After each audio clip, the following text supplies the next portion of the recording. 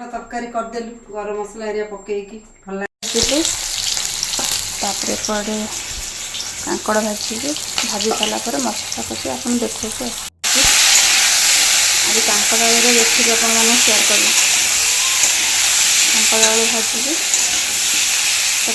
मसला सब काटी बटे पेसई आप पूरा प्रोसेसटा बता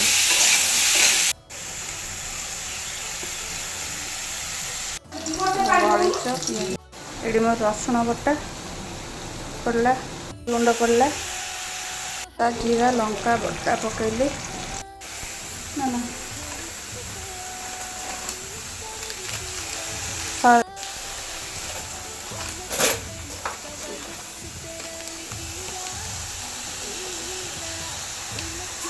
लंका गुंड पकईली स्वाद अनुसार टमाटो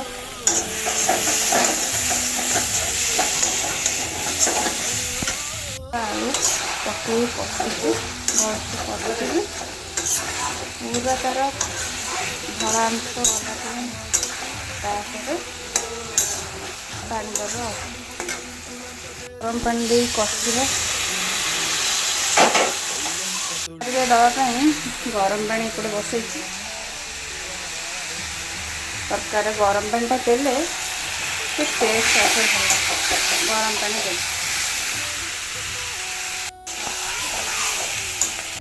घोड़े दबा फुटला पर्यंत फुटिकी झोलटा मरीगला रेडी हो।